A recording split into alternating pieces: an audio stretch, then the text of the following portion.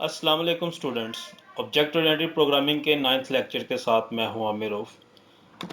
आज की क्लास में जिस टॉपिक को हमने कवर करना है वो है unary operator overloading in C plus plus and binary operator overloading in C plus plus. जैसा कि प्रीवियस क्लास के अंदर हमने इसकी थ्योरी के बारे में स्टडी किया था कि जैसे हम कंस्ट्रक्टर ओवरलोडिंग कर सकते हैं, फंक्शन ओवरलोडिंग कर सकते हैं, मल्टीपल फंक्शन या कंस्ट्रक्टर हम सेम नाम के बना सकते हैं लेकिन उसकी पैरामीटर लिस्ट डिफरेंट होती है। इसी तरह हम ऑपरेटर ओवरलोडिंग की थ्योरी हमने पढ़ी थी कि हम ऑपरेटर ओवरलोडिंग कर सकते हैं। हम इम्प्लिसिट तरीके से भी ऑपरेटर ओवरलोडिंग कर सकते हैं, एक्सप्लिसिट तरीके से भी ऑपरेटर ओवरलोडिंग कर सकते हैं। हमने देखा था कि ऑपरेटर फंक्शंस का सिंटैक्स क्या है, उसको कैसे हम क्लास के मेंबर बना के डिक्लेयर कर सकते हैं, कैसे कॉल कर सकते हैं।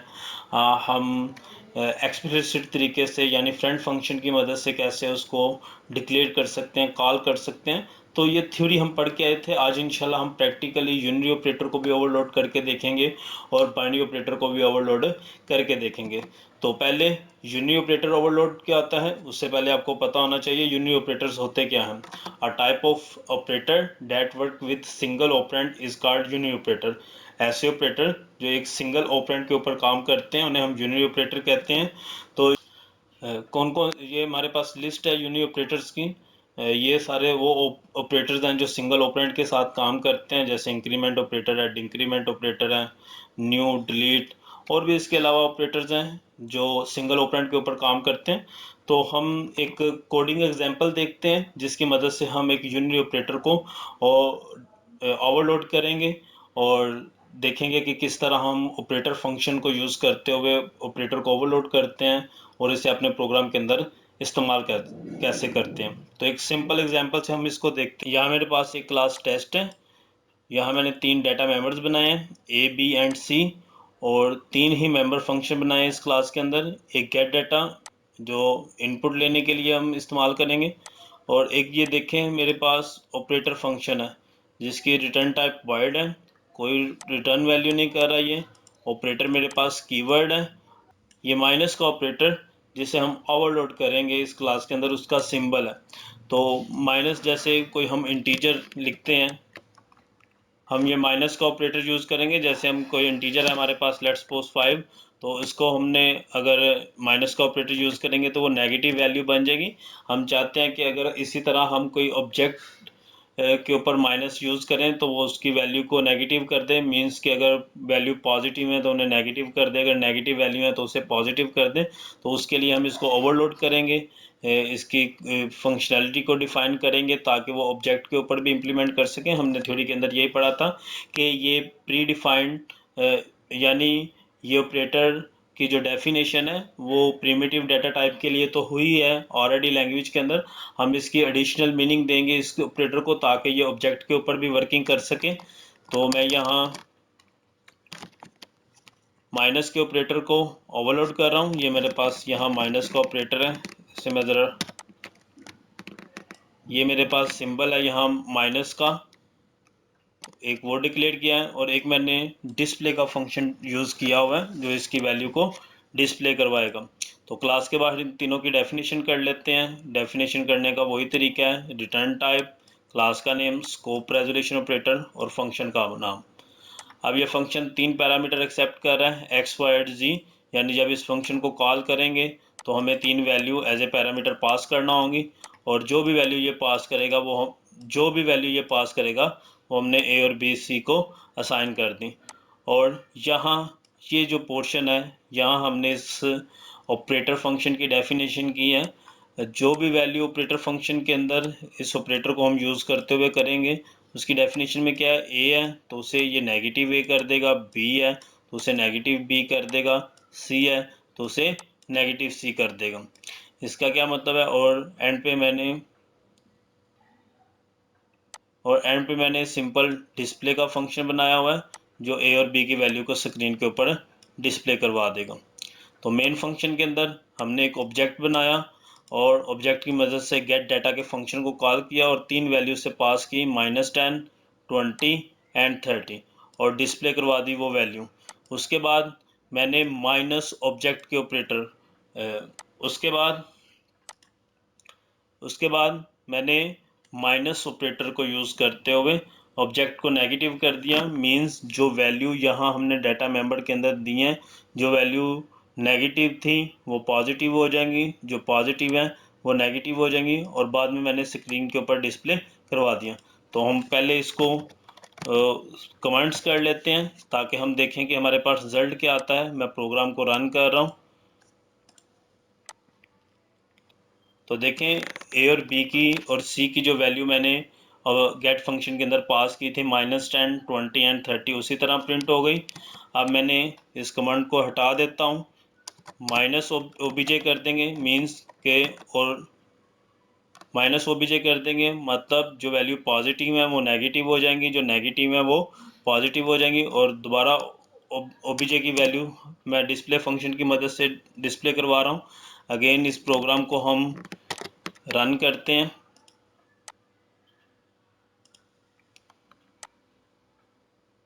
रन की तो हमारे पास अब डाटा, रन किया तो अब हमारे पास डाटा आ गया। पहले देखें ए की वैल्यू -10 थी, बी की 20 और सी की 30 हो गई। जैसे ही नेगेटिव ऑपरेटर, यूनि ऑपरेटर जिसे हमने ओवरलोड किया है, वो हमारे अब ऑब्जेक्ट के ऊपर भी प्रॉपर वर्क कर रहा है।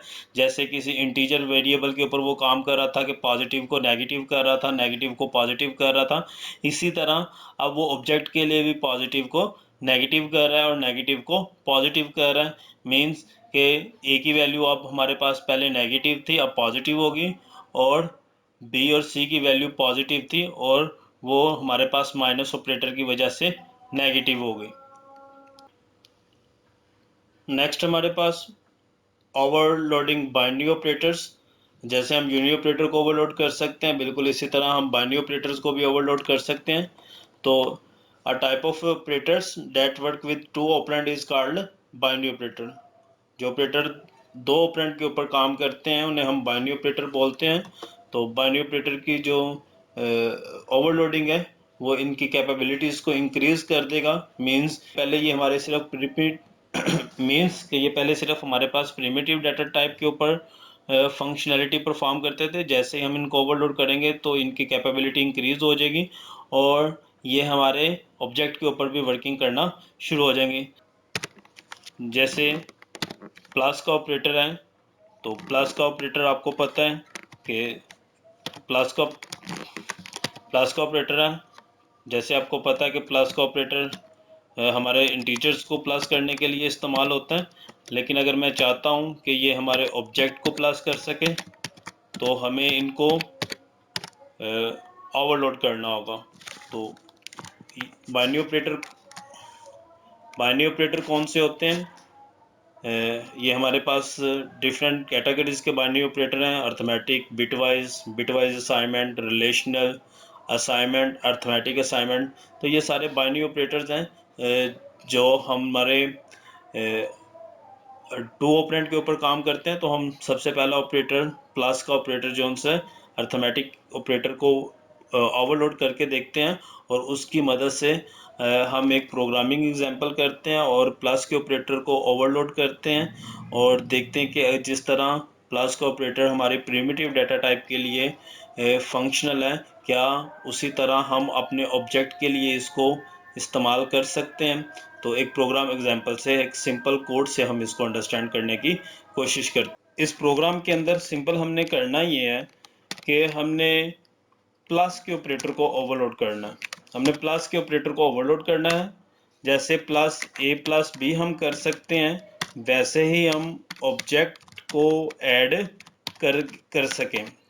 तो इसकी थ्योरी हम ऑलरेडी पहले पढ़ चुके हैं कि जब हमने बाइनरी ऑपरेटर को ओवरलोड करना हो तो ऑपरेटर फंक्शन के अंदर एक हम अगर इम्प्लिसिट तरीके से कर रहे हैं तो एक पैरामीटर पास करेंगे। तो यहाँ मैंने डेफिनेशन के अंदर यही किया हुआ है। तो यहाँ मैंने एक क्लास बनाई है टेस्ट, और क्लास के अंदर दो डाटा मेंबर्स हैं ए और बी, और दो यहाँ मैंने उस क्लास के कंस्ट्रक्टर बनाए हैं।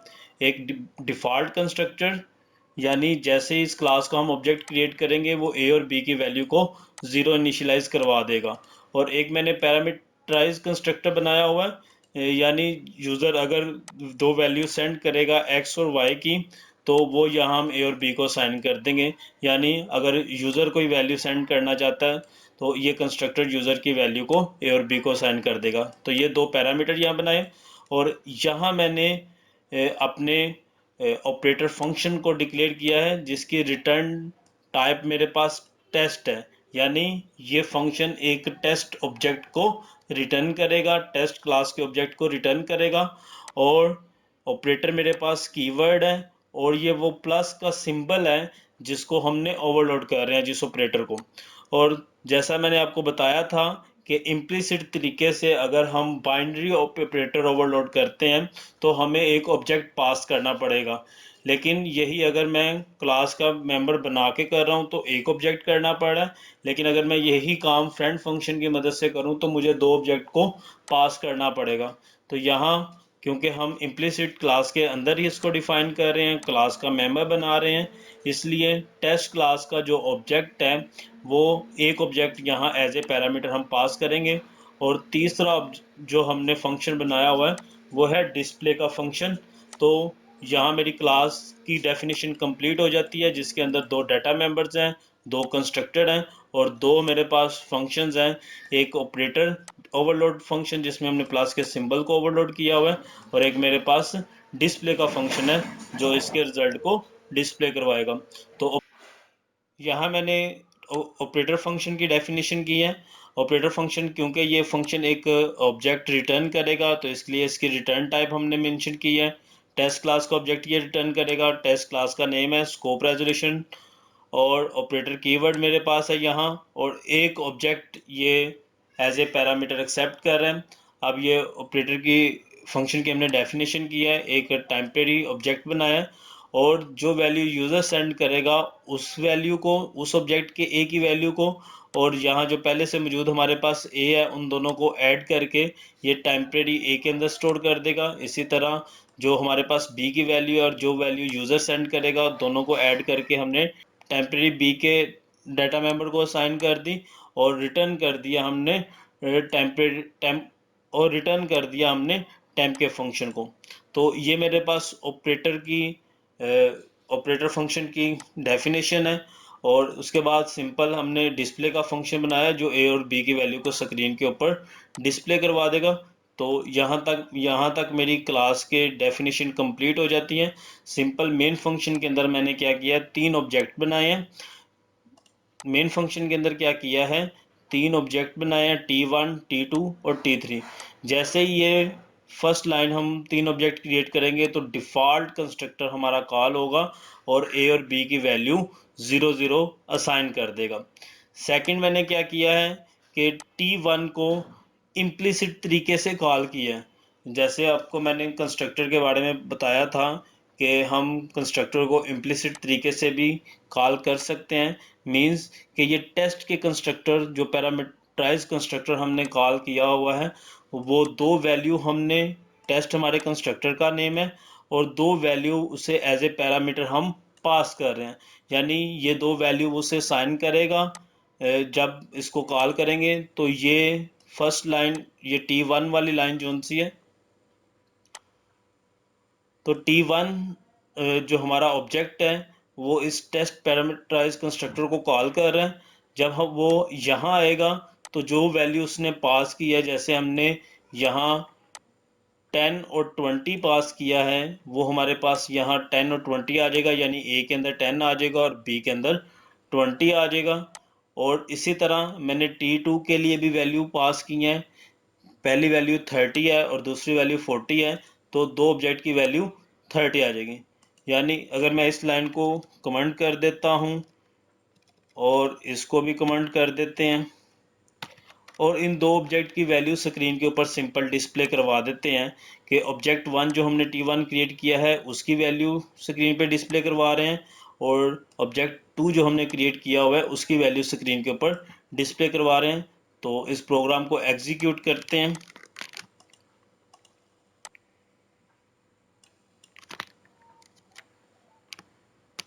तो ये देखें T1 में जो A और B की वैल्यू है, A की वैल्यू 10 है और B की वैल्यू 20 है और ऑब्जेक्ट 2 जो हमने क्रिएट किया हुआ है उसमें A की वैल्यू 30 है और B की वैल्यू 40 है। अब हमने किया क्या है, एक तीसरा ऑब्जेक्ट बनाया हुआ है जिसका नाम है T3, और T3 को हमने असाइनमेंट ऑपरेटर की मदद से T1 और T2 को ऐड करके जो भी वैल्यू आएगी वो हमने T3 को असाइन की हुई है। तो यानी ये हमारे पास ऑपरेटर ओवरलोड किया हुआ है, ये प्लस का ऑपरेटर जो पहले ऑब्जेक्ट के लिए काम नहीं था कर रहा, अब ये क्या करेगा, T1 के A और T2 के A को ऐड करके T3 के A को दे देगा, और T1 के B डाटा मेंबर को और T2 के B डाटा मेंबर को प्लस करके T3 के डाटा मेंबर जो कि B डाटा मेंबर को ये वैल्यू असाइन कर दी जाएंगी ऐड करके। तो इसको हम स्क्रीन के ऊपर डिस्प्ले करवा लेते हैं जो तीसरा ऑब्जेक्ट हमने क्रिएट किया है। तो तीसरे ऑब्जेक्ट की वैल्यू क्या होनी चाहिए, तीसरे ऑब्जेक्ट की वैल्यू होनी चाहिए 10 + 30 40, ए की वैल्यू 40 होनी चाहिए और बी की वैल्यू 20 + 40 60 होनी चाहिए। तो प्रोग्राम को रन करके देखते हैं। तो ये देखें, ऑब्जेक्ट 1 के अंदर ए की वैल्यू 10 थी, बी की वैल्यू 20, ऑब्जेक्ट 2 के अंदर ए की वैल्यू 30 थी, बी की वैल्यू 40, और ऑब्जेक्ट 3 जो कि ए और बी को ऐड करके हमने वैल्यू साइन की हैं उसमें ए की वैल्यू 40 है और बी की वैल्यू 60 है। तो ये बिल्कुल ऐसे ही फंक्शन परफॉर्म कर रहा है जैसे हम किसी प्रिमिटिव डाटा टाइप को ऐड कर सकते हैं, a + b किसी वेरिएबल्स को ऐड कर सकते हैं। इसी तरह हमने दो ऑब्जेक्ट को भी ऐड किया है। तो ये हमारे ऑपरेटर ओवरलोडिंग है। हम इसी तरह दूसरे ऑपरेटर बाइनरी ऑपरेटर्स को भी ओवरलोड कर सकते हैं और दूसरे यूनिरी ऑपरेटर्स को भी ओवरलोड कर सकते हैं, जैसे इंक्रीमेंट ऑपरेटर है, डिक्रीमेंट ऑपरेटर है। इसी तरह बाइनरी ऑपरेटर के अंदर हमारे पास माइनस, मल्टीप्लिकेशन, डिवीजन, हमारे पास लॉजिकल ऑपरेटर हैं, लेस देन, ग्रेटर देन, इन सब को भी हम C++ के अंदर ओवरलोड कर सकते हैं। तो आज की क्लास के लिए इतना था। आज की क्लास के अंदर हमने यूनिरी ऑपरेटर को ओवरलोड करके देखा, हमने बाइनरी ऑपरेटर को ओवरलोड करके देखा, जिस तरह वो ऑपरेटर हमारे प्रिमिटिव डेफिनेशन के मुताबिक, जिस तरह वो ऑपरेटर हमारे प्रिमिटिव डाटा टाइप के ऊपर इम्प्लीमेंट हो सकते हैं, इसी तरह ओवरलोडिंग करने के बाद वो ऑपरेटर हमारे यूज़र डिफाइंड डाटा टाइप के ऊपर भी इम्प्लीमेंट हो सकते हैं। अपना बहुत सारा ख्याल रखिएगा। अल्लाह हाफिज़।